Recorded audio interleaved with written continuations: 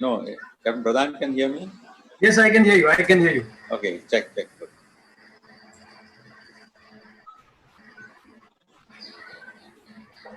So, Capt. Pradhan, the webinars are better off because we start on time. Okay. Number the complete HMD, Hi, Captain Jayakumar. Mr. Sanjeev Vakil, Mr. Sanjeev Vakil, sir. Yes, Captain sir. All okay? Yeah, I hope you can hear me. Loud and clear, sir. You're looking a little fresh. Goa is a good place to be during the lockdown to work from home and of course the office. Good, very nice. I thought you are in Mumbai, sir. No, I am at the MMD at Goa. Oh, okay. Okay, sir, shall we begin? Yes. Okay, good afternoon, ladies and gentlemen from Mumbai. And I welcome all the members and the fraternity who is here today attending this webinar, the second webinar in our series of webinars which are yet to come. With this, I like to invite our master, Captain B.K. Jha, to address our members. Captain B.K. Jha. Thank you, Costa. Good afternoon, friends. How are you? Good. We pulled you out again, second time. First time it was intentionally, second time it was professionally. And we will be pulling you out again next week, Friday, 1st May. Because you have no choice other than listening, because COVID-19 will change your lifestyle completely. Have you ever heard work from home, work at home? But all of us are doing, in fact, working more than what we should work in the office. I was attending one of the meeting of the architect. He said that now build the house 2 BHKO or 3 BHKO. That's a very convenient thing used in Mumbai. That is a bedroom, hall, kitchen, and O is for office. So you need to have office at your home as well. It's very changing. It's changing the life completely. And every problem has the opportunity. So there is opportunity for us to grow up now, which DG is taking a lot of interest. I wanted to tell Captain Jayakumar, he's there, maybe he can address. What about e-learning, to start the e-learning? And basically, STCW courses revalidation. If that can be done online, and the student need not to come to the MTI, they can do it from the home. Because these security levels are there. It's very easy to catch if somebody is cheating or anything of that sort. But let's not talk on that line. We talk that why can't we start e-learning? And the first thing to start with the STCW courses revalidation, because in one day you can complete 2 or 3 courses. So I will request Captain Jayakumar to think about it. One more important thing I want to say. Last 2 years we are not having NA. Nautical advisor to the government of India, we don't have this post. And I was thinking this post has been scrapped because I was told almost 6 months or 8 months back, NA and CS post has become one. So there will not be any NA, there will not be any additional force, any additional person. But I saw Captain Jayakumar is written NA under bracket IC in charge. Why can't it be the full NA? So we need to think and let's move in the direction and capture our own fraternity, the NA, at any cost. So definitely I will be needing your help, whoever has got the political pull or whoever has got the administrative pull. Thank you very much. I will not take much time because I have specially called the Captain Jayakumar to speak. Though he was very reluctant, he said, let me relax. but I pulled him. You just talk 2 words, not 2 words. You shouldn't be thank you to speak for some time.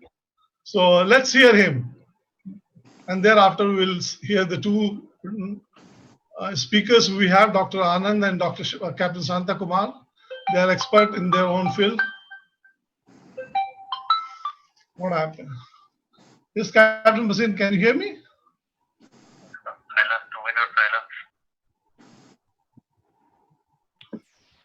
One more important thing. Can we observe 1 minute silence? Because our beloved, one of the MMD surveyor, passed away today. All of you must be knowing this. This cremation in the burning heart was just carried out some time back. So can we maintain 1 minute silence? Okay.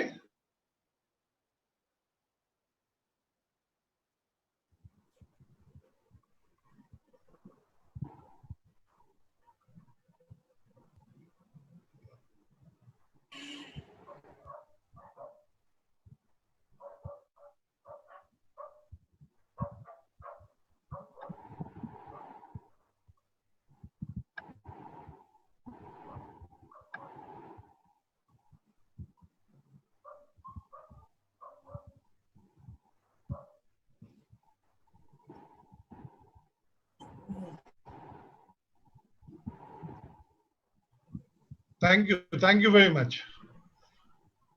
He was an excellent personality. He was an excellent person. Hasmukh Swabhav. He was superb as a person and as a professional as well. Okay, thank you very much. Captain Jai Kumar, all yours. Thank you, Captain Jha. Good evening, everyone. At the outset, I would like to congratulate CMMI for the very successful webinar initiative that they have started. I would also like to thank CMMI for giving me an opportunity to say a few words during these extraordinary times when even taking a haircut has become a very difficult task. Many of you may not be aware that we were following this matter very carefully from the beginning. As events were unfolding in China, Indian ships in the region were a matter of concern for us. I personally monitored on a daily basis during the initial stages regarding the Indian ships operating in the region. During my discussions with the DPA and senior officials of the concerned shipping companies, it was really heartening to note that Indian shipping companies were really concerned about the safety of the ship and their seafarers. The companies had taken the seafarers into confidence and were providing the required PPE and other arrangements were made to safely operate in the difficult environment. As the pandemic progressed, our immediate concern was to have systems in place. Accordingly, several advisories were issued by us. When the ministry gave us the go-ahead to consider the port sector, we immediately addressed this aspect also. Normally, when situations arise that threaten life, it is natural for each one of us to give priority to our safety. After safety of own life is secured, only after that do we turn attention to the near and dear ones. After that comes to the immediate locality. We can see this playing out in our daily life as individual housing societies have come up with their own regulations. In certain places, locals have even sealed off entire areas to prevent people from entering their area. The virus has also not been inclined to be contained. As of now, there are 3 known variants of the virus.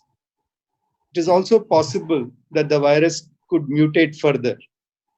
Hence, from a policy perspective, we had to look at it on the long term and try to find solutions that could be implemented at the ground level. In my personal view, as the pandemic progresses, we would continue to have regions which are locked down where no activity would be permitted. That is the current red zones. We would also have regions where there would be no restrictions and all activities would be permitted, the green zones. The balanced regions could have varying degrees of restrictions depending on the local circumstances. As movement of seafarers is essential for shipping, these factors were considered when we first started drafting the SOP for the crew to join and disembark from ships. The green zones would not need any permission, and in the red zone, even if permission was granted, it would not be permitted. Hence, the SOP was initially considered for regions where some activity would be permitted. During our interaction with stakeholders while developing the SOP, requests to detail one central authority rather than multiple authorities were raised. Accordingly, the concept of e-pass came about. The requests requiring confirming that the seafarer was free of the virus resulted in the requirement of COVID-19 tests being specified. Normally, during any public health emergency, restriction on movement of personnel becomes very important. Hence, very few authorities are generally granted power to issue permission for movement of persons during such emergencies. The e-pass is therefore a reference for the local authority to issue the required permission for the movement of seafarers. We shall continue to monitor the matter and address issues that may arise during the implementation of the SOP. In view of the procedural issues connected with the sign-on and sign-off, short contracts that we are so used to may be a thing of the past till things improve. Maritime training and certification process is also likely to change. Discussions are already ongoing at the Directorate to consider online teaching process. We have been fortunate in the nautical discipline to have some experience on online teaching. Captain Achyutan and his team, as well as Captain Jha and their team at CMMI, have about 1 year's experience of running the online extra master's course. Their experience would come in very handy when we transition to the online mode. In my view, for the transition to online teaching to really happen, some issues still need to be addressed. The connectivity issue in certain parts of the country would require recordings of the lectures to be available. If the recordings are available with students, it could result in the recorded lectures being forwarded, possibly affecting the maritime training institutions. The availability of recorded lectures could also result in the faculty being threatened, as the recorded lectures could be used without further employing the faculty. We may therefore need to evolve mechanisms to ensure that the intellectual property rights of the faculty, the MTI, are adequately protected. In addition, the content and duration of each module need to be substantially shortened, as the attention span in the online mode appears to be very, very limited. Another area that would see substantial change is the process of survey and certification of ships. Recently, we had to find solutions for issuing towage permissions and single voice permissions during the lockdown. We issued the permissions using declarations from the master and the chief engineer with supporting photographs. However, the process did throw up substantial challenges. In view of the issues faced, we have been looking at alternate methods. Just 2 days back, I have personally tried carrying out survey using an online platform with two-way video and audio communication.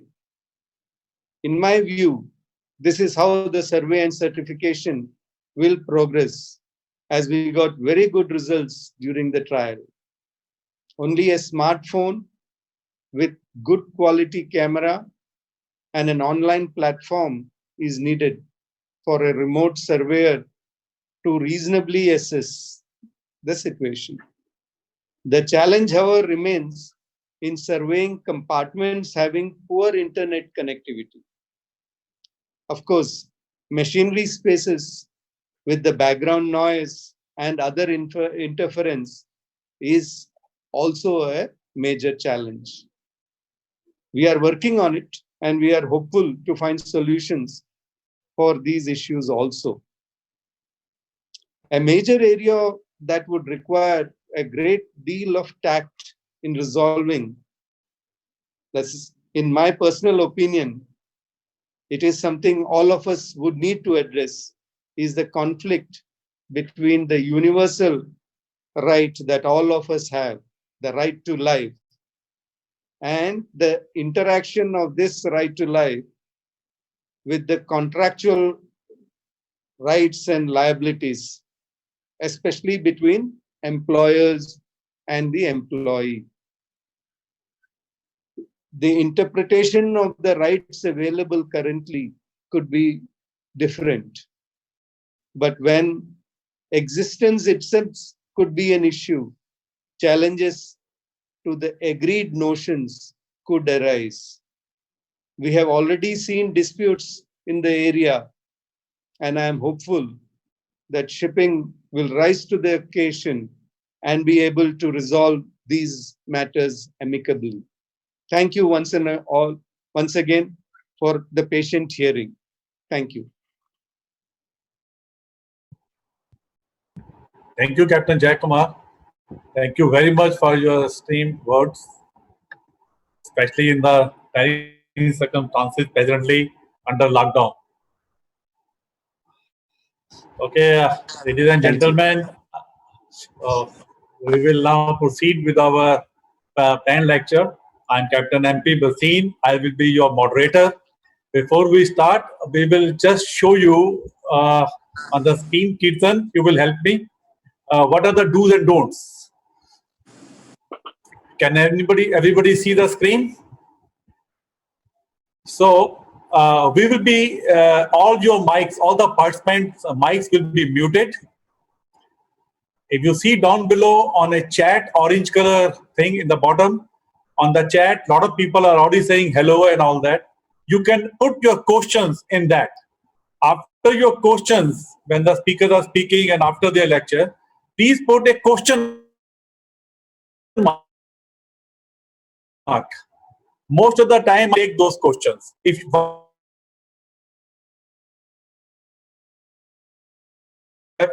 will note down at end of both the speaker session, I will pick up the question and ask the speakers. If you have experiencing any technical issue, you can please inform us on the chat. Our technical team, with our great contribution from HIMT, they are already in the back end looking into the chat. Same time, while we are doing this thing on the Zoom, we are also going live on the YouTube and the CMMI Facebook page through the Sailor Today and the HIMT. So these are just the do's and don'ts for all of you. I thank you very much. And now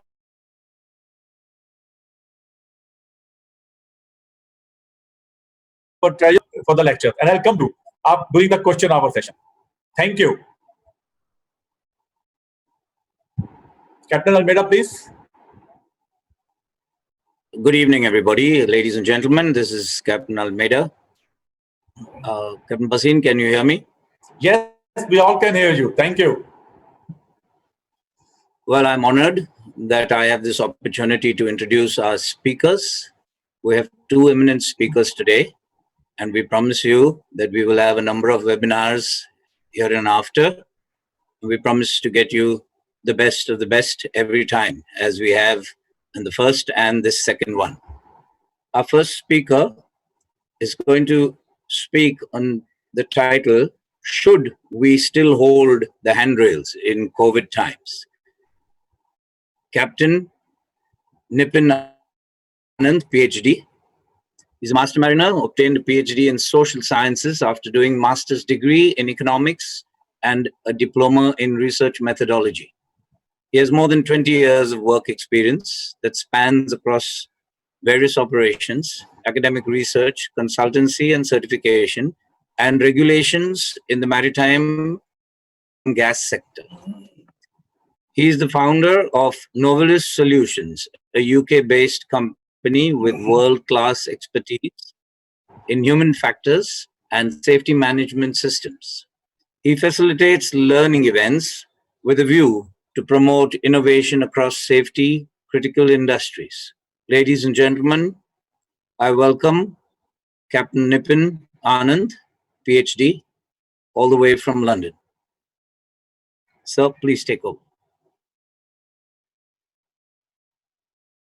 Thank you. Thank you, everyone. Thank you for this wonderful introduction. I will start to share my screen and take it from there. Yes. Can everyone see the screen? Yes. Yeah. Great. Well, first of all, thank you very much for the introduction. I must say I've never sailed as a captain, although I have a master mariner's license, and I did some different things, including a PhD and a master's in economics. But my real interest lies in cultural anthropology and storytelling as a way to make organizations think. And I think this is what I'm going to talk about today. But even before I get into the discussion, I want to share a very small experience. Just an hour ago, somebody sends me a message on WhatsApp, and I think it is very related to today's discussion. Is that children turning up to school a couple of months ago were reminded that you are not allowed to bring handphones to the school. Today, the children are told that you cannot enter school without a mobile. So we are in a very different world than where we were a couple of months ago. And this is precisely what I want to talk about and see if this makes sense to you. The idea is not to convince you. The idea is to make us all think a little bit about the topic of discussion. So I'll start with this great quote from John F. Kennedy, which says that the greatest enemy of truth is very often not the lie, deliberate, contrived, and dishonest, but the myth, which is persistent, persuasive, and unrealistic. And let's reflect on this through the course of this presentation. Just about, I'm based in Aberdeen, which is very close to the North Sea area, and we do a lot of drilling work, a lot of oil and gas companies in Aberdeen. We happen to be the hub of Europe for energy supplies. And we have a lot of drilling platform. For those of you who are not familiar with Aberdeen, it's right up northeast of Scotland. And what we have is a culture of I would like to say people like to believe that they are best when it comes to improving safety standards. And so about 2 months ago, I visited a shipping company in Aberdeen, a drilling company in Aberdeen. And on the way back, I was told, okay, goodbye, Nippin, have a nice time, and see you again. But by the way, don't hold that handrail as you go down. That was kind of interesting because these are the same companies that would require you to hold handrail and make sure that you are it's drilled into your mind, both as an employee, as a visitor, as a subcontractor, whatever. And these are companies that are telling you something completely different now. So I just raised my eyebrow and I said, "Is it what I'm hearing?" And he said, "Yeah, you don't hold the handrail because these things are becoming nasty these days, and they do carry infection." And that was kind of interesting to me. My world had kind of turned upside down in that minute. And as somebody with an interest in anthropology, we pay a lot of attention to these small stories and how they relate to the world we live in. So I came back and I posted this small little story on LinkedIn, on social media. And what I said was that what an interesting time we are living in when life-saving rules are becoming life-threatening. The same handrails that were meant to save lives have suddenly become carriers of ill health. And that's fascinating. You won't believe that the post actually attracted something like 15,000 viewings in less than 72 hours and excited a lot of people. In fact, somebody said, "Shame on you to have said that, because you're supposed to be an expert. How can you say that to the world that don't hold handrails?" But that's not what I meant. The message was slightly different than that. The message was that should we think about handrails slightly differently than what we have been, or should we start to think about rules and regulations differently in the face of uncertainty? And that's what I'm going to talk to you about today. So let's start with, before we demystify the whole idea, let's try and engage with it a little bit and see, do handrails really save lives? Even before we get to the question of COVID and coronavirus and virus and infection, let's just try and understand what are handrails really for and how much do they contribute to saving lives. And I studied some research papers on this. Interestingly, there have been papers around since 1950s, consistently addressing the issue of handrails. And I'll read out some stats to you as we speak. So it turns out that 75% of the stair falls happen when there are no handrails present. And this was a study done in 1958. Then there was a study done in 1971, which says that 16% of the handrails accidents happened because they were missing handrails. Fair enough. In 1960, there was a study done which said that 44%, but about the history, the background of all this whole idea. These are people who are generally elderly and vulnerable, and that kind of makes sense. When people climb down the handrails, they are holding handrails, and it gives a sense of security, sometimes a false sense of security. And that kind of also makes sense why people fall from handrails because of having handrails more than because of not having handrails, because they provide a false sense of security to people. Then he makes a further claim, which is that there is a fair but not certain chance of preventing a fall with people using handrails. But there are two further complications there. One is that one condition is that what if you were actually holding the handrail from the onset of the fall? That is, you were holding it as you were going down or coming up. So he says that in that situation, your chances of falling down would depend upon a few things. One is the ability to maintain the grip as against the magnitude of the fall, the twisting motion that you may experience because of damage to your wrist, and the reaction time after the onset of the balance loss. He then says that there is another condition where if you were not holding the handle from the outset of the fall, and if you had a fall, and that would depend upon your ability to reach the handrail, your ability to grasp the handrail, your ability to maintain grip on the handrail. And that's very interesting because suddenly we are talking about handrail design. We're talking about the height of the handrails. We're talking about the shape of the handrail, the material and make, the slip resistance, the friction, the nosing of the staircases, the maintenance of the stairs. And this is a very different discussion. Mandatory requirement to hold the handrails. Research actually suggests that the key requirement is for handrails to be made available, visible, and at the right height point. I mean, I'm sure, we are talking to the shipping fraternity here, people who are well traveled across the globe. And one thing you would notice as you travel is that if you look at, when you are boarding an airplane or disembarking from an airplane, there's hardly ever a sign to say that you should hold the handrail.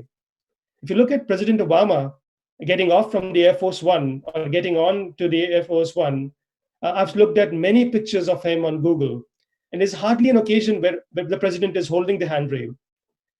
The point being that forward-thinking leaders and forward-thinking organizations design better systems, design better technologies. They don't really focus so much on controlling the behavior of people. I think that's a very naive thing. What's more effective is to actually design systems that would not allow that in the first place, or even if that happened, it would have minimum impact on the injury.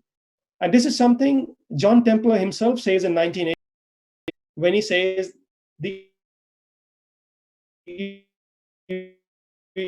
introduces the idea, as in if somebody was to fall off, the minimum impact on the injury. And that's fascinating because we are not talking about treating people like sheep. What we are talking about is designing systems that would not allow that situation to happen irrespective of the fall. And that's a very mature way of looking at it.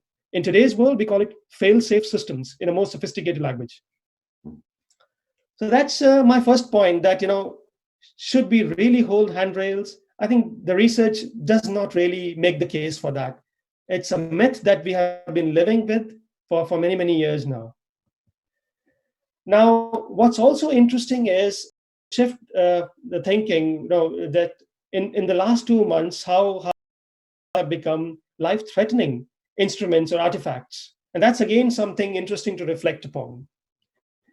I think our definition of safe or unsafe, success or failure, good or bad, legal or illegal, compliant or non-compliant, has turned upside down in this post-COVID world. You look at doorknobs, you look at door handles, they were supposed to be a source of security. No longer. People are very hesitant to touch them now.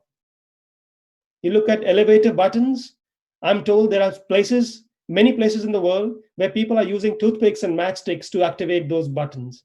So suddenly all those artifacts have changed their meaning completely. And we need to think a little bit about this.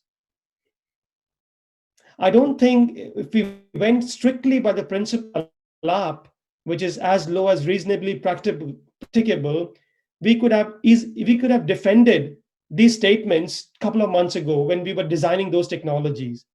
We simply did not have that imagination. Something to think about.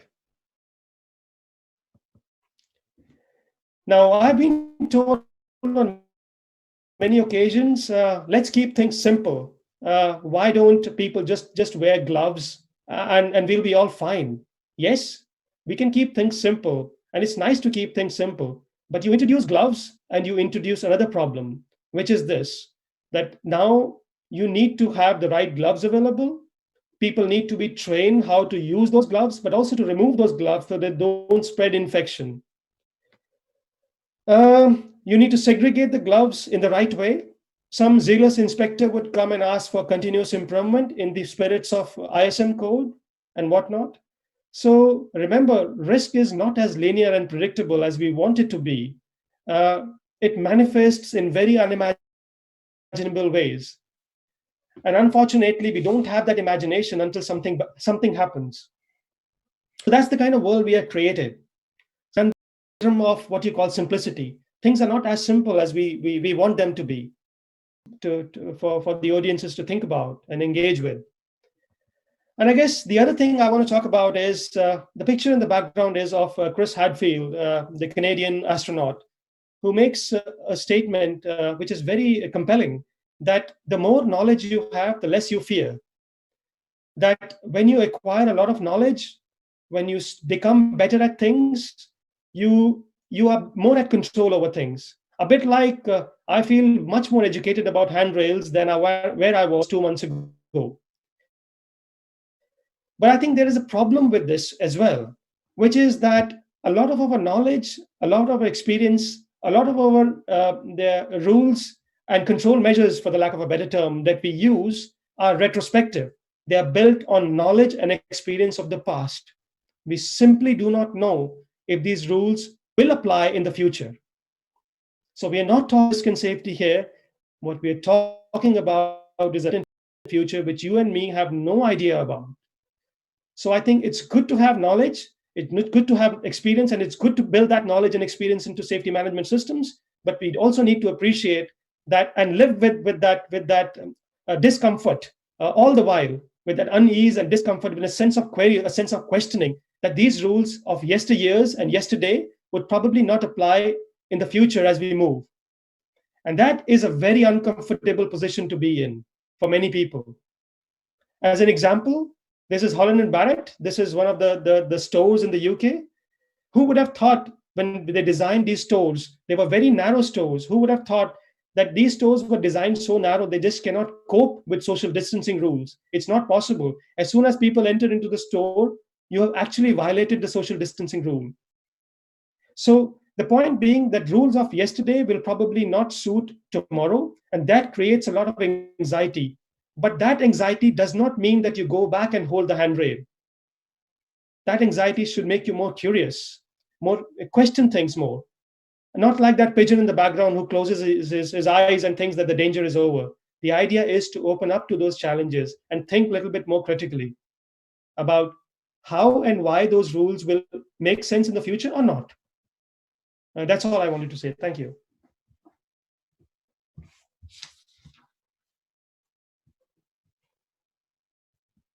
Well, thank you, Dr. Nippin. And ladies and gentlemen, you may keep typing your questions onto the chat box where Captain Bhasin is monitoring them. And he will collate the questions and pose them across to Dr. Nippin. After the second speaker is over, we'll do both the question and answers together. So, yes, sir, you've got all of us thinking a lot, thinking out of the box, thinking future, and how rules may change. But of course, we leave the answers to come in after the next speaker, that is Captain Santhakumar. It is my honor to introduce Santhakumar to everybody. First, let's talk the good things. Santhakumar is a lover of music. I wish he could also play us a tune over here. But Santhakumar's CV says he's a lover of music and is still learning. Well, he is a fellow of CMMI. He's a member of the Nautical Institute. He's a member of the Indian Meteorological Society, and he's also a member of the Institute of Marine Technologists. Captain Santhakumar has spent 20 years of his career with Shipping Corporation, 7 years in their chartering department, where he rose to the rank of general manager. In 2011, he moved over to Dubai, where he's been working with a couple of private companies. All this experience put into chartering and trading and commercial shipping. He is into commercial shipping for various types of tankers. And ladies and gentlemen, he's going to speak on chartering concerns in a potential economic slowdown. Please, Santhakumar.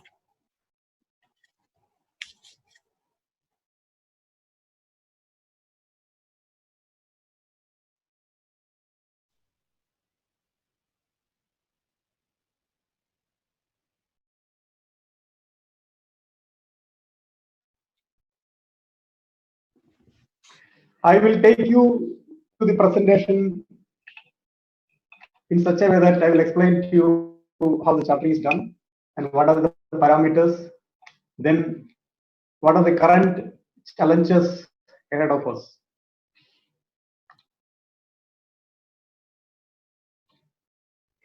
Chartering is a major activity for the ship owner where he enters the market in order to find an employment for his vessel. And the objective of this employment is to maximize his revenue and also to maximize his profits. There are a couple of factors which will be very crucial in deciding how the gainful employment can be achieved. First one is, what is the laycan of the vessel? Whether the laycan is a prompt one or he has to wait. What is the quantity of the cargo? Whether he will get full cubic or it's a part cargo. Captain, And the next best one. sorry to interfere. Captain Santhakumar, can you run the slideshow so that it will be larger? If you run the slideshow, we'll have a better view. At the bottom, at the bottom. Yeah, yeah, that one. That's right.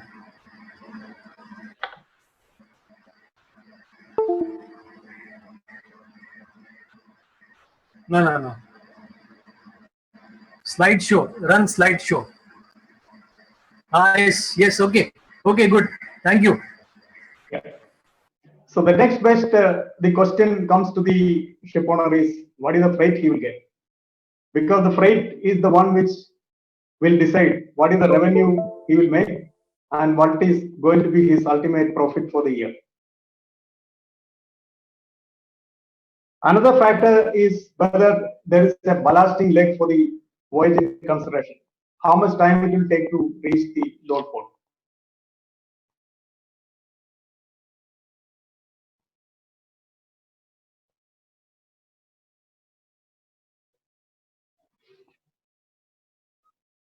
There are few other factors like what is the cargo, whether the cargo is compatible with the vessel specifications or restrictions.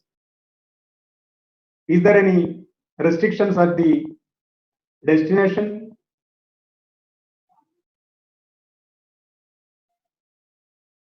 Whether there is going to be next employment opportunities after discharging this cargo, whether the ship owner himself want to have any particular requirements.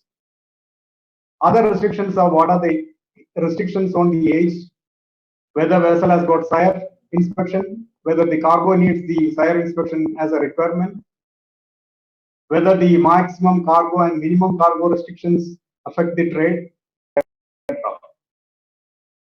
Another consideration is how much.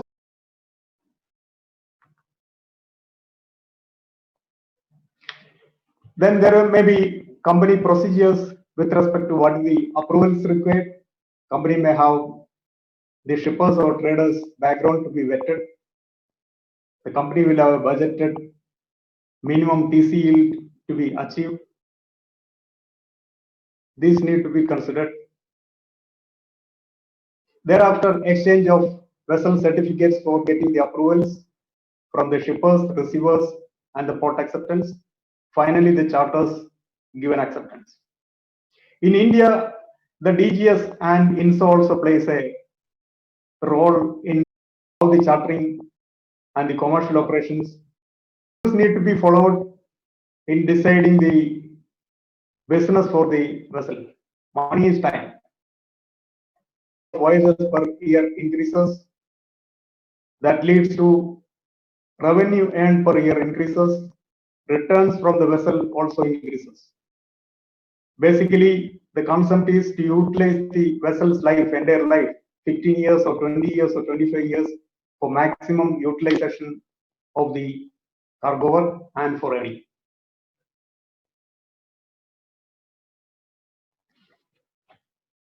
The focus and attention of the short staff should always to be on the vessel to ensure that cargo loaded is maximum with minimum expenses. Faster turnaround, while the focus and attention of the ship staff and the crew should be to load maximum cargo up to the full cubic space and also to unload every last drop of cargo or the every last kilo of cargo. While doing these two things, they should ensure there are minimum delays or avoid all the possible delays.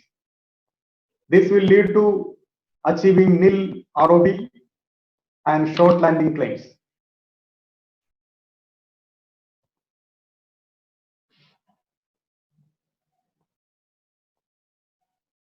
The short staff and ship's crew, they should be made aware what is their role in contributing to the revenue and the profit. If this important aspect is understood by the management and we can convey to the employees, then the best results can be achieved. Every employee who is working on board or in the organization is striving to achieve the best during his working period. So by motivating them, we can get their best efforts, and they also will be happy. Their efforts are recognized and it is measured, and that leads to some rewards for them.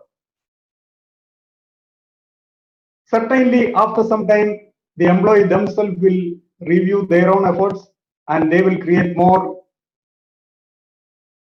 self-improving scenario, which will eventually benefit the company in terms of revenue and profits.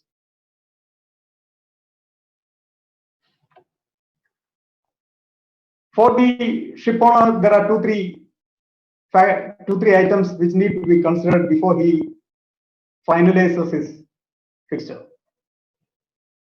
Let's see what these items. Capital expenditure. This is the cost of the vessel plus the interest on the capital. There are operational expenditures. This is related to fixed cost towards the vessel and variable cost. Fixed costs are interest, H&M insurance, shore office cost, a part of the P&E, lubricating oil, the crew cost, and the cost of wear and tear and replacement of spares, and some minimum repairs which is required for maintaining the vessel. Variable cost relate to the bunkers consumed at sea and in port, additional work risk premium, kidnap and KNR premium, then port cost related to loading and unloading, cargo related cost related to survey, stevedoring. If there are shore gears required, then the cost of that, agency cost. If the cargo is to be fixed on a liner terms, then liner in and liner out cost, including tally. And also, if any P&I premium need to be paid. This P&I premium relate to the additional premium to be paid to include the particular cargo in the coverage, or sometimes it could be related to the age of the vessel, or maybe related to the particular trade of the vessel. Now he will be able to calculate the freight, the cargo which can be loaded multiplied by the freight, that gives the gross freight earnings.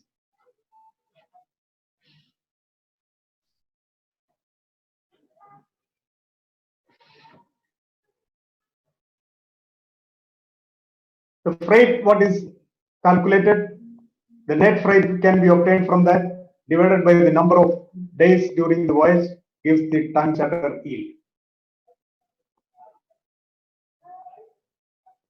Let's see how is the performance now evaluated. If the actual performance actually earned freight, if that is more than the expected voyage calculations freight, then the performance is good. If the actual performance actually earned freight is less than the calculated freight, then that means the voyage was not satisfactory. At this level, he need to do a revision or review to understand at each stage of the voyage what did went wrong, how did the additional cost occur, whether it is related to bunkers, whether it is related to additional port cost, related to cargo gears, or there are non-performance days, or that leading to demurrage, or there is an issue with the late time.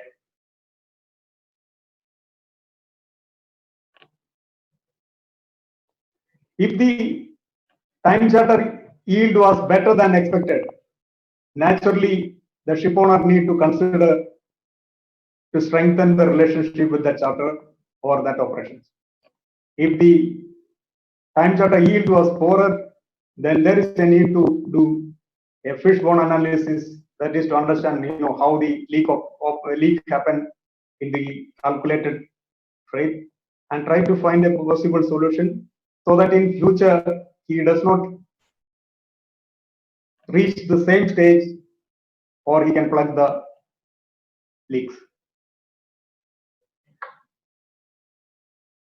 Future business relation with the charterer is always basis this calculation. The calculated voyage earnings should leave sufficient surplus so that if there is going to be some waiting period, ballasting cost to the another future port for bunkering, or in any case for some other load port, that covers that sufficient surplus, which need to be kept. All this is a prophet's view, If the calculation are good and if he is able to achieve, yes, he did it. But practically, if the costs were more, then he may land into a disaster situation.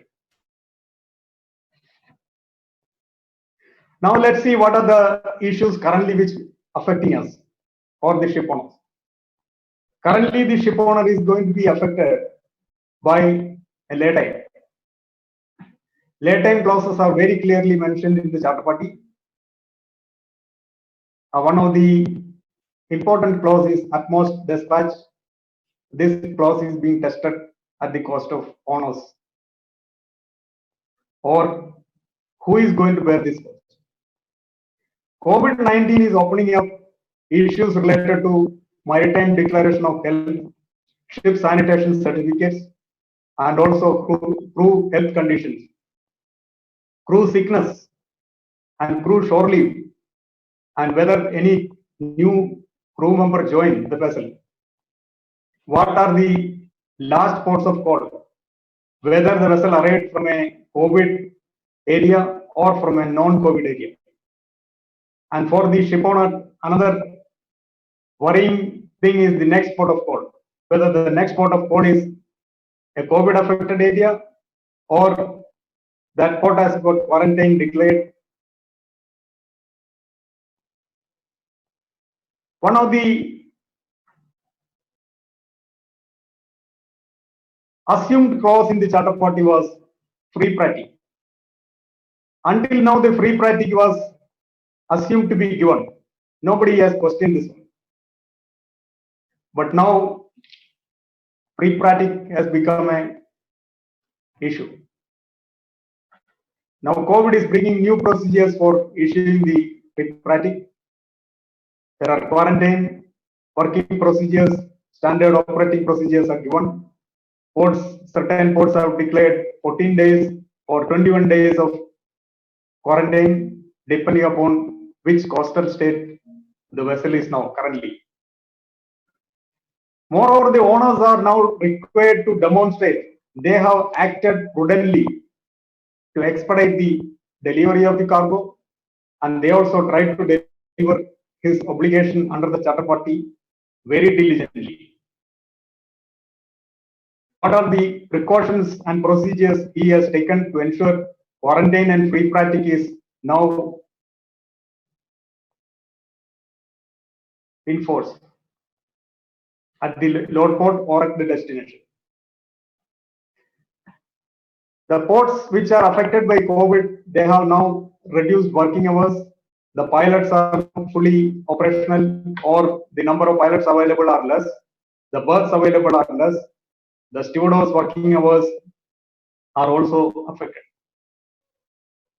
Moreover, the master also has to prove his last port of call was not affected by COVID, and he has a ship sanitation certificate. His maritime declaration of health is very diligently and clearly filled up, and these documents are now scrutinized in detail. Master has to also prove that he has not deviated from his last voyage. The crew health is declared, sickness reports for the current and during the voyage, during the passage is recorded and is available. Symptoms and signs of sickness are verified against the record and the current crew condition at the destination. All these are also providing an opportunity for the charterers or the receivers or the shippers to declare force majeure, because ports have been affected seriously. There are charter party clauses available in the CP with respect to the force majeure. Moreover, after completion of the voyage, master and the owner have to prove what was the reason for quarantine at the port. Whether the quarantine was an existing requirement or it was a new requirement. How much time has been spent on the quarantine, and this time is under whose account, whether it is on owner's account or on charter's account. Whether the quarantine is due to the last port of call. If it was due to last port of call, then who is responsible? On a vessel which is on time charter, the last port of call becomes the charter's baby. So the charterer is responsible. If it is on voyage charter, then that becomes the owner's baby. Whether the quarantine ordered was due to the cargo on board, the cargo which is carried, again, then it becomes either charterer's responsibility or the owner's responsibility. Whether the quarantine is due to the crew on board, is it due to the sickness of the crew or a newly joined crew member? Because that newly joined crew member is arriving, he has joined from a place where the COVID was in force. Charter party is providing clauses for deviation for the vessel and the owner to, in case of any emergency or for whatever reason, the charter party is giving a clause where the owner can do deviation. That includes for, it could be due to crew reasons.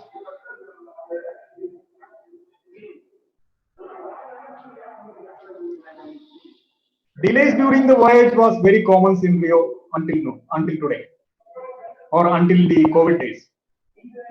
And the owners and the charterers, they have experienced this type of delays at various ports and for particular cargoes also, and they are familiar and they are experienced to take actions to avoid or reduce the delays. But COVID delays are new to the industry. This is the place where owners' decisions are more prudent.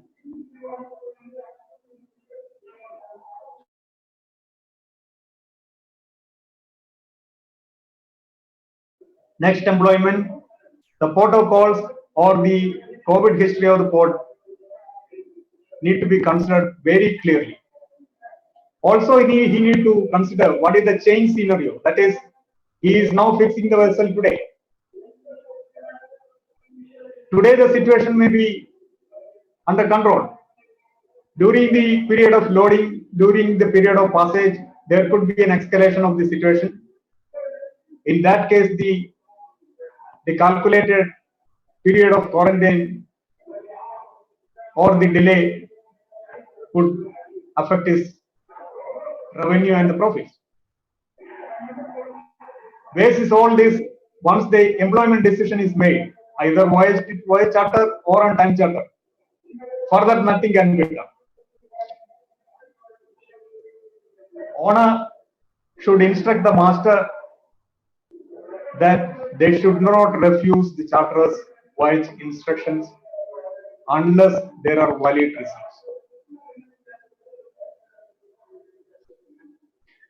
Master should be very prudent, and also he should be well briefed in order to make him very confident about his team. That is, at his load port or at destination, he is well prepared to ensure the safety of his crew and their health is safe. If required, he can ask the charterers to review the voyage instructions or issue fresh voyage instructions. Owner should very clearly go through the charter party and verify whether the charter party gives a scope for alternate port of loading or alternate port of unloading. Once the cargo has been loaded, discharge obligation is on the owners, whether it is on voyage charter or on time charter. The owners can ask for an alternative port. Again, owners cannot refuse the unloading of the cargo. While doing this one, the owner should also keep in mind that charterers will seek shelter under the umbrella of force majeure. If the charterer is taking a shelter under the umbrella of force majeure, the burden of proving that one falls on the owner, because the owner is the person who is going to ultimately get the benefit in terms of earning number of days spent at the port for quarantine. If we can reduce that, he is going to benefit. In any case, if the charter party is signed and there is a COVID related delay, frustration of the charter party is the last option to be considered.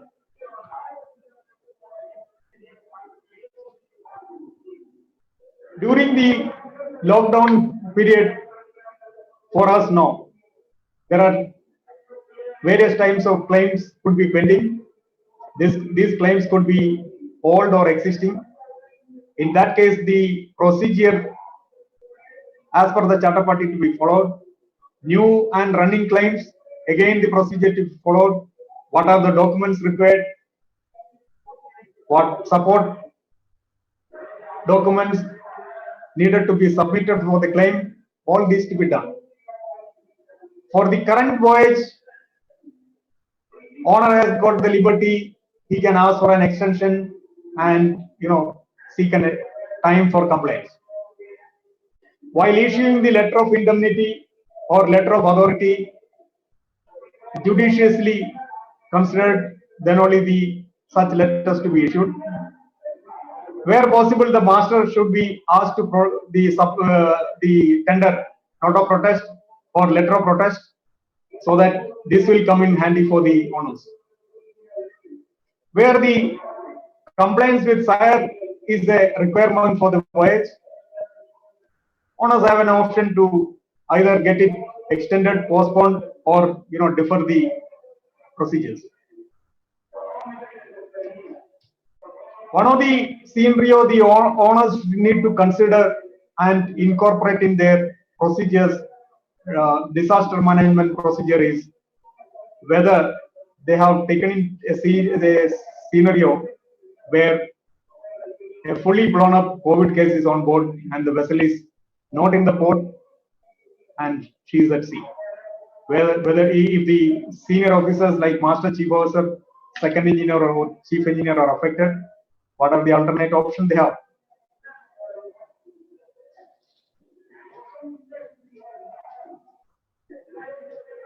Coupled with the COVID scenario, from the 8th January 2020 onwards, we have an issue with petroleum products trade.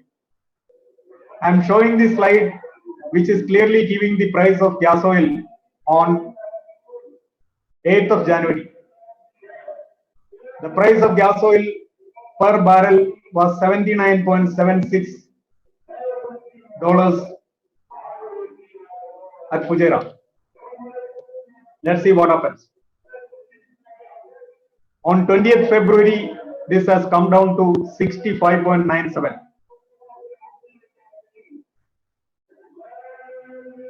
On 28th of February, it has come down to 56.38.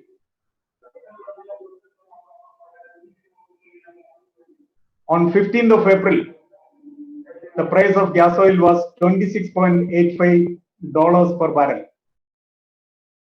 On 22nd, the price of gas oil is $14.41 barrels, $14.41 per barrel.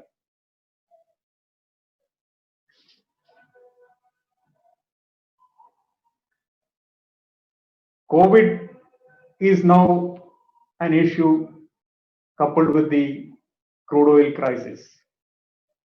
It has now affected China. It is affecting all other countries, all other coastal states. The effect of this one is affecting the trade. The shipments are delayed.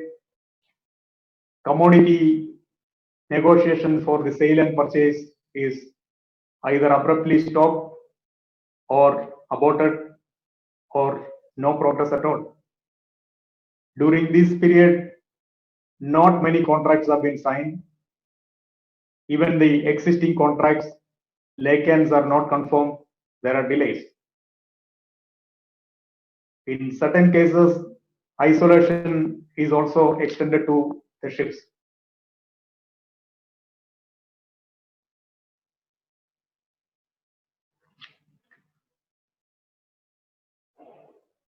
There are few things which I want to tell you. In this scenario, the successful leadership is on board. It is the master.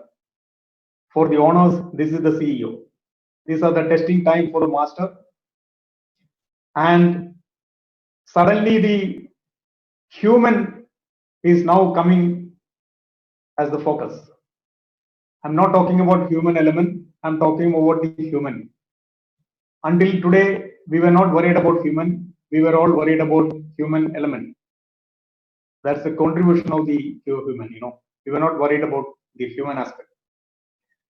The CEO of the company should find time and speak to each member of his team on board, senior officers, if possible others, or he should delegate the responsibility of contacting each seafarer at their residence to boost the morale, and this will have an emotional,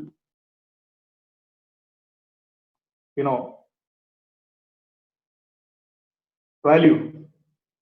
Affected crew members should be handled with very care. This is an internal measures required for the company as well as the master. Not affected ship, again, this need to be handled with care. External measures wherever required to be taken. If there are disputes, try to ensure that the dispute is as minimum as possible. If possible, mitigate to make it minimum and ultimately reach a commercial decision, because don't go for any legal resources because it is going to be costly. Lawyers and legal routes, you can always go for that, but these are going to be costly and the times are very bad. Now the owner has got the problem whether he should continue vessel trading or not. This decision is dependent on what is going to be his earnings. Whether the earnings are enough to cover his capex, opex, and finally some contribution to sustain. If that is not the case, then where is the future? There are bulk carrier owners, they are already considering for layup. They are seeking safe ports to keep their vessels and maybe minimum crew. Some are thinking about even handing over the vessels to shore management for maintaining the vessel or looking after the vessel at anchorage, taking out the crew. Demolition scenario may increase. Currently, even in the Gulf area, I know about 10 tankers waiting for demolition. This waiting for demolition is because the declared demolition ports are not accepting the vessels. That is why these vessels are waiting.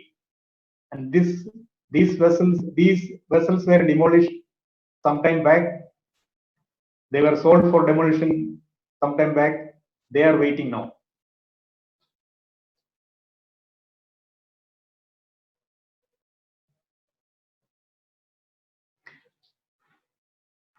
This type of complicated scenario was never subjected to the owners. Owners were always having only one type of scenario. He will have either one breakdown to handle, or a fire, or an aground situation, or he lost the employment, or he lost the he has got a problem with the cargo.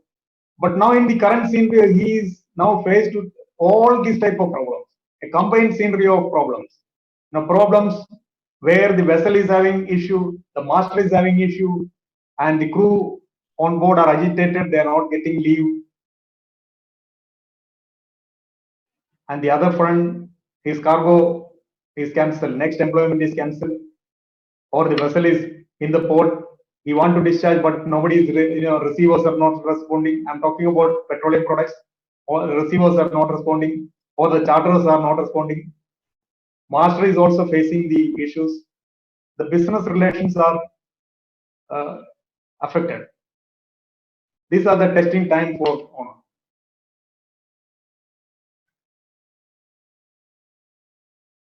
Certificates related to vessels trading, they are expiring or about to expire. Due dates for interest payment, capital repayment is due. Bunker payments are coming due. The premium are need to be paid in time. Even the crew wages need to be paid. Certain port charges needed to be paid. Cargo related expenses are pending. All these are the complicated issues for the owners. Let's now look at what is happening on the international trade. This international trade now reached a new level where nobody can see what is the bottom. Established long-term players, they have booked heavy losses. You all might have learned about the issue of a crude oil trader based in Singapore. He was established in 1963.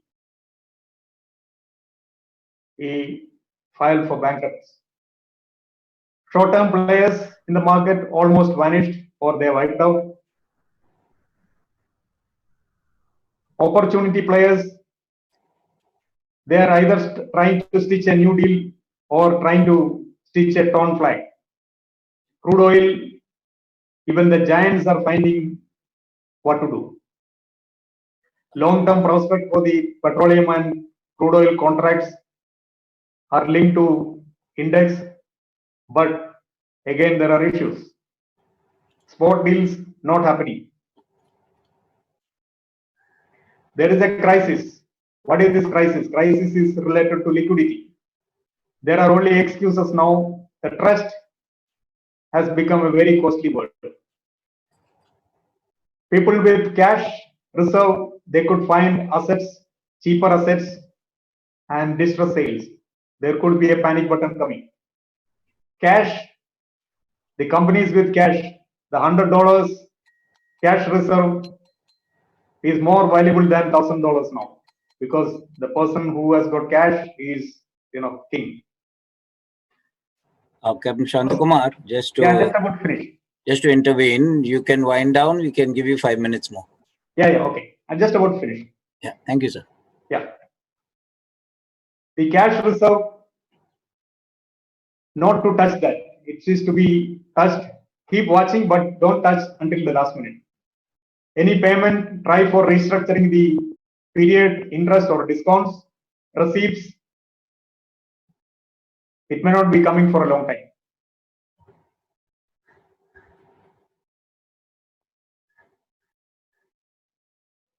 Initially, everyone was thinking the COVID issue is a small one confined to the China. Even I was also thinking that way, until the China declared $1 trillion USD bailout package.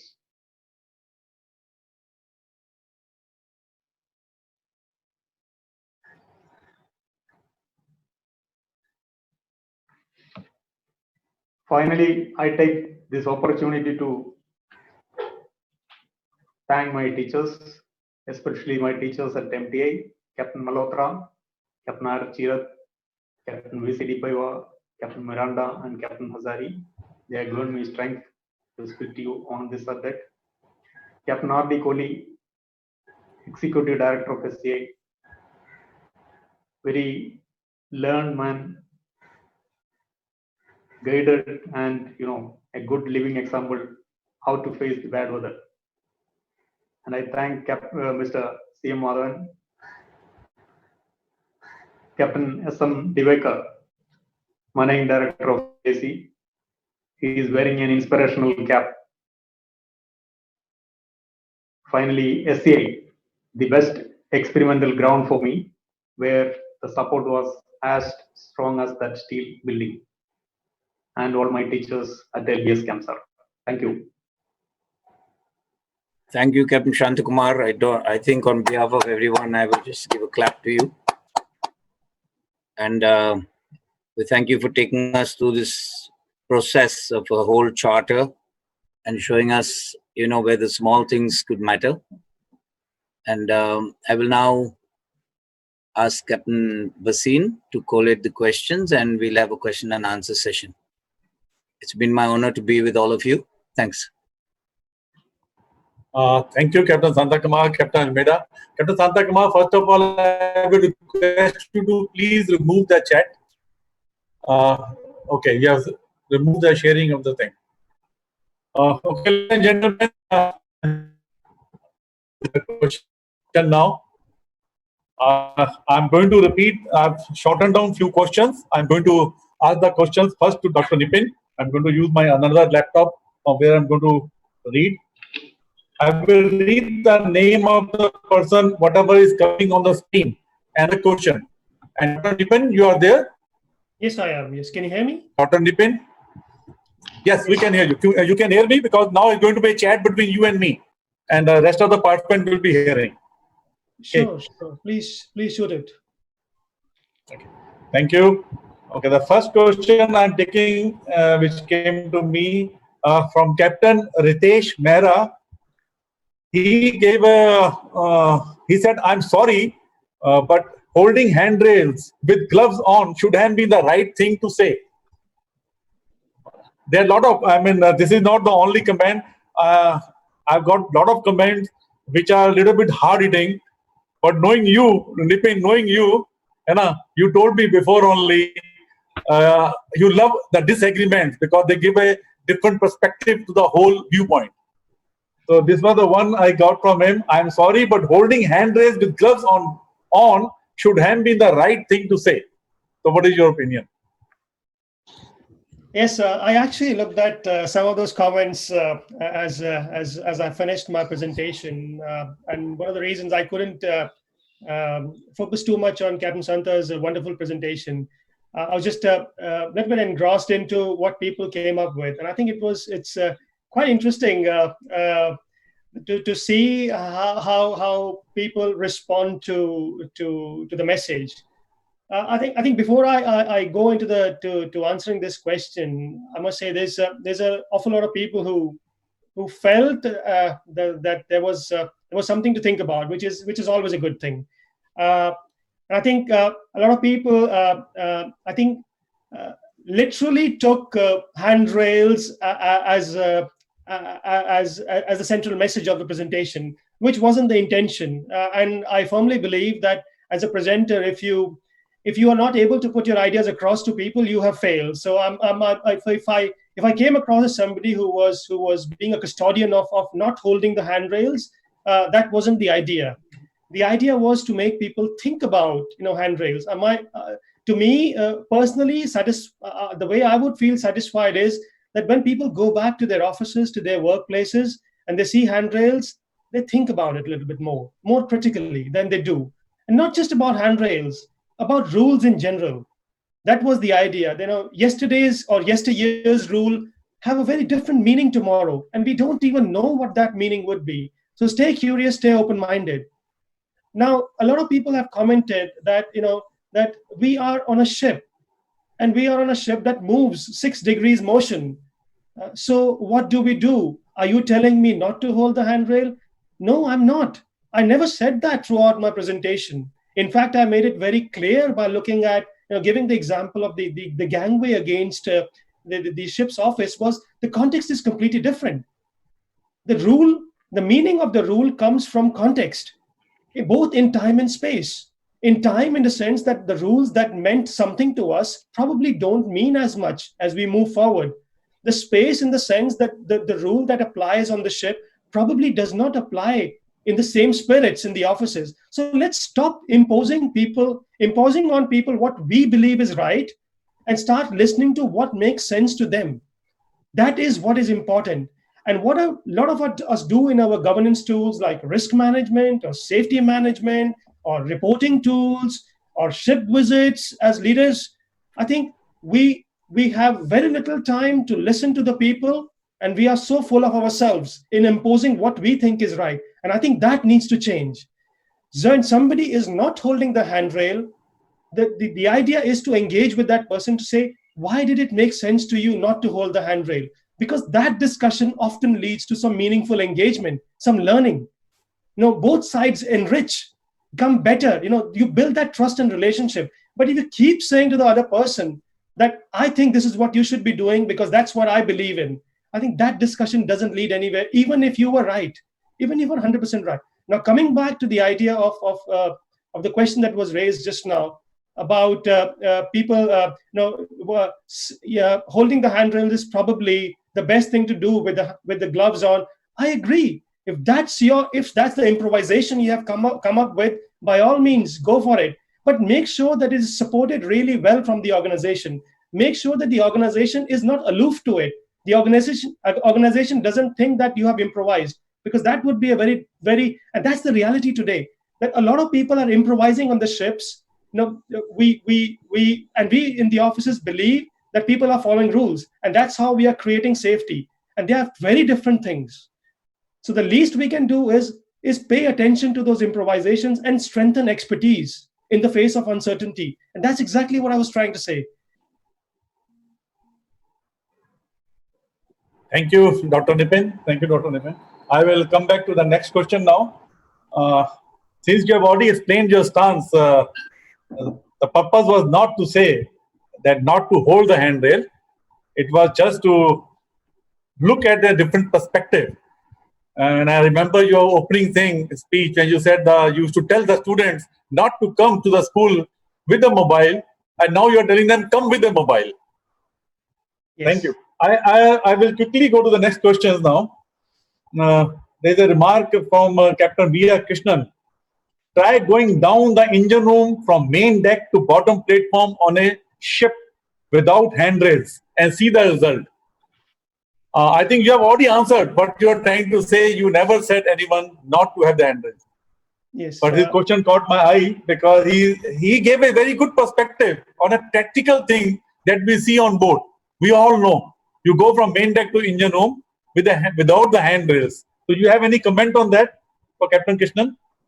I think it's a very wonderful point. It's a sense of reflection. And again, it comes back from people who actually face the reality. And I think it would be, in his world, probably it's unimaginable to think about creating safety without the use of handrails. And I would suggest that, when we do our audits and inspections and risk management, we take these things more seriously as to what people agree with and what they don't agree with. Instead of, I think I'm just repeating myself here. Yes, Dr. Nippin. I'll go to a question from Captain Prashant Londe. He just wants you to compare when holding the handrail on shore and on the ship. It's two different things. I think answer you have given to this. I mean, he's just giving his viewpoint. Can I suggest something here? There was a wonderful question that I picked up, and I yeah, would please tell me. A very interesting question picked up, which was about the connection between simplicity and controls. Somebody said you picked up and you tried to explain the relationship, but apologies if I did not come across clear. But I think the point being that when we create control measures, we should seek clarity, not simplicity. and we should give people the opportunity to comment on those so-called control measures that we come up with, especially when we are 5,000 miles away from them. So we believe that we are making things simple, but we might be introducing more issues, more problems when we introduce, because if you remember Wiener's laws, very famous NASA scientists who came up with the idea that when you solve one problem, you usually create another one.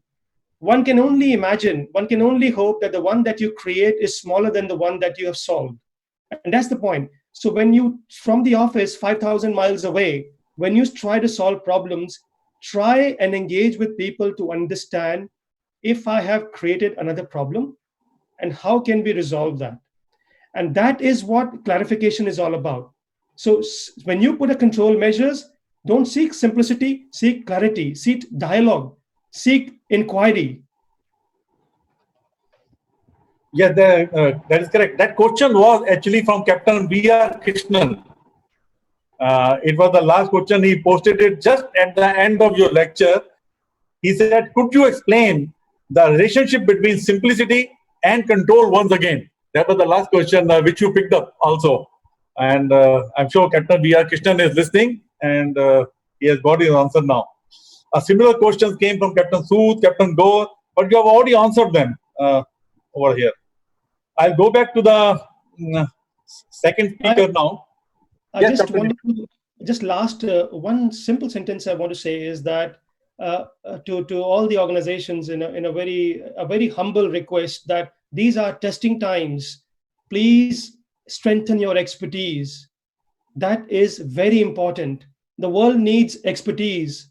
The world doesn't need more rules. We have enough rules. That's all. Thank you, Dr. Nippin. Now, the Captain Santhakumar, you are there? Yes, I am here. Okay. I have a question from Captain Achyutan. He wants the meaning of P&I restrictions. Is it P&I? Yeah, that's right, P&I. But the meaning of P&I restriction. So it is P&I. Okay. Then there's a question, I don't know the name, it says PM. The question is, what about LOI and switch bill of ladings? Sir, switch bill of lading is actually a need of the hour. My background in SCA, I mean, in the chartering, I gained my, experience from SCA chartering. In SCA, in the chartering department or in the operations department, the switch bill of lading is never allowed. But you see, the switch bill of lading is the need of the hour. It's a commercial need of the hour for various reasons. I will give you one good example. Switch bill of lading is required to avoid who is the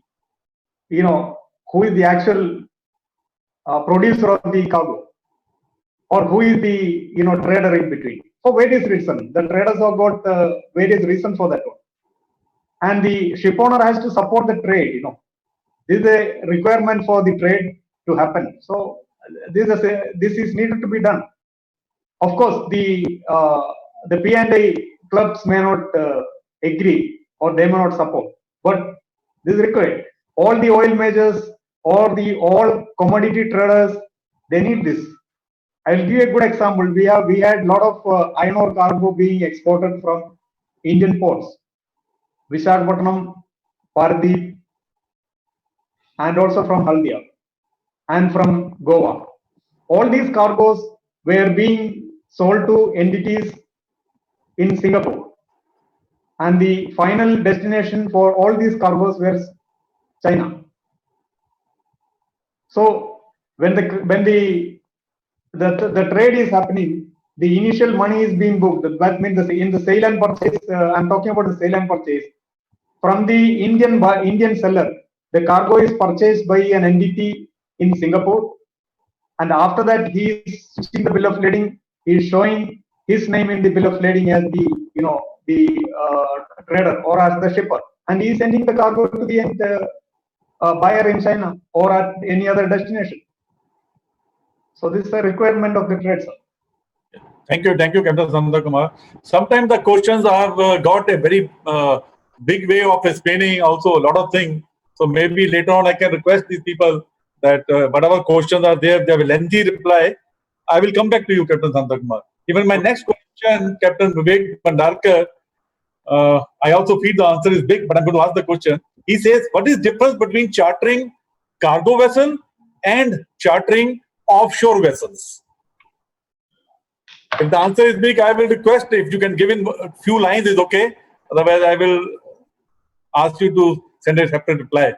Well, I will make it very simple, sir. In terms of the chartering of the cargo vessel or a tanker or a gas carrier, the chartering is for the particular cargo. The freight is earned on the basis of the number of tons of cargo or the number of cubic of the cargo carried. In case of offshore vessel chartering, it is a service. So the vessel has been offered to the charterer for the service. So there is a difference. Vessel is been offered.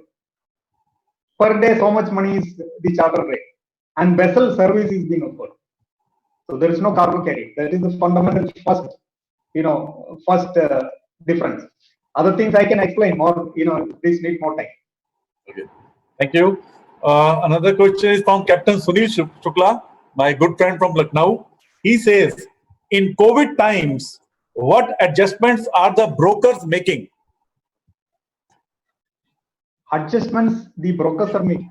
The question reads, in COVID times, what adjustments are the brokers making? That's what he has written. Yeah, okay. So broker's role is until the fixture is done. That means until the ship owner agrees with the charterer, what is the freight? Until that time, the broker has got a role. He can support either the owner or the charterer. For that is for the broker's future business or opportunities. He can either support the owner or the charterer. After the fixture has been made, the only person who has got any role is the ship and the ship master, ship owner. Charterer has to pay his money based on the cargo loaded as per the agreed freight rate. Thank you. Thank you. I'm actually going to stop here because there are a lot of comments over there. But as I said earlier, I'm going to pick up the few questions with a question mark. So I really can't make out. But most of the chat is full of comments. However, all these chat questions are going to be shared with both the speakers, and whoever has given his email ID or contacts, both the speakers will reply. Just like last time, we had few questions which came by many participants and had given to our speaker, Captain Sujanya Sinha. He very willingly replied to them. So I'm going to stop here and. I have one point to. Yes, please, Captain. Yeah, Captain Santhakumar, please go ahead. Everyone, is now worried about COVID. Every ship owner, every master, everybody who is concerned with the ship staff, seafarer, they are all worried about COVID. They are telling you take, face mask, you do the protective PPE, but don't do don't do the, don't be overzealous and post the pictures where the pilots are showing their shoes being covered with a plastic cover and they are going on board. These type of pictures actually conveying a very wrong feedback to the seafarers on board. I'm talking about the people on board. Why? They always have a feeling that ship staff is the shore staff is not giving the correct picture to them. So these pictures, the pilots wearing a lot of PPE, he is wearing a full gown and wearing a cover on his shoe, wearing a gloves, and all those things are actually conveying a very, very wrong picture to the seafarers. The COVID is a virus-related issue. Even if that saliva from my mouth is falling on any wound or a cut on somebody else's face, somebody else's body, it is not spreading. It is only spreading through the mouth or through the nose or through the eyes, the saliva or the liquid coming. So this need to be very clearly told to the ship staff that you be very careful, that you avoid the people. But you don't need so much of protection, or don't make them panic. And third thing I want to tell is, nobody is telling the seafarer to improve or increase his immunity by using food supplements or food changing the food habits. Thank you. Thank you. Thank you, Santhakumar. Before I invite our Deputy Master, Captain Kastu Pradhan, to give a vote of thanks, just to let everybody know, we are going to put on the polling screen. There will be a polling for the feedback. So all of you just will get a sheet now. I will request Mr. Kirtan. By the way, Mr. Kirtan, I love him. He's son of Mr. Sanjeev Vakil. You all have got this thing now. Thank you, sir. Polling. So please give your comments. There are 2 questions with 3 answers, option for both. Just polling, all of you. And by the time Captain Kastu Pradhan is going to give vote of thanks, and then we will come back with the actual polling result now only itself. And don't forget, we also have a virtual high tea arranged for everyone. Captain Kastu Pradhan, please, Captain Pradhan, sir. Kaustubh, you're there?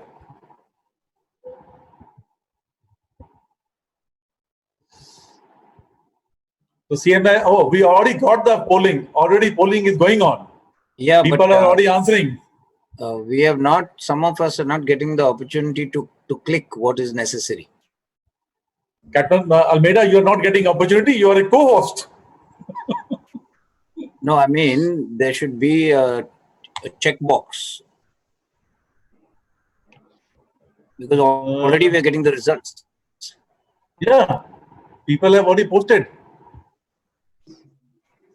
Next time we'll create that what he wants it. But right now you just do that. We're just relaunching the polls. Okay, fine. So can answer it, please.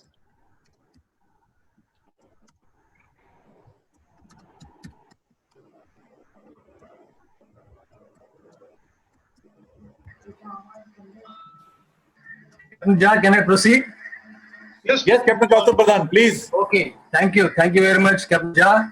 Honorable Captain Jaikumar, respected Captain Ja, our master of the Company of Master Marines of India, all the office bearers of CMMI, wardens, senior CMMI members, members of the shipping fraternity, and all the participants, including all those ladies who have logged in.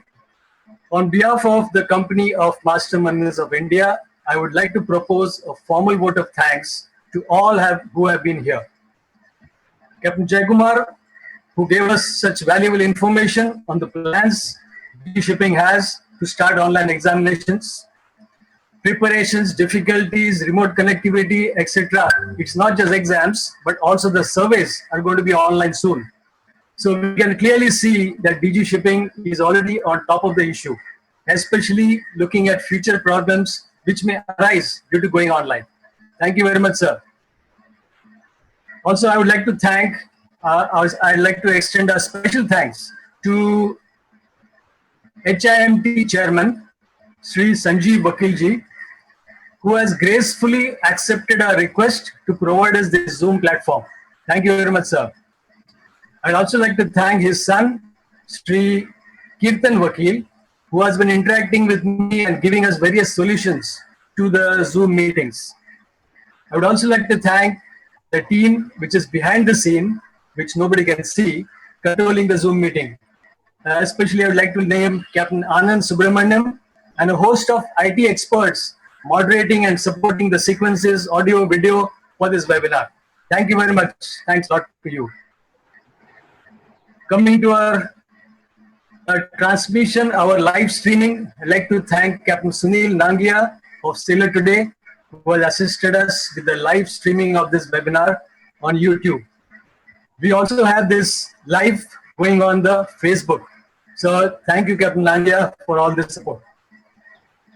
Now coming to our speakers. Of course, Captain, not Captain, I would say Dr. Nippin Anand, a certified master mariner, founder of Novellus Solutions from UK. Thanks a lot for joining us.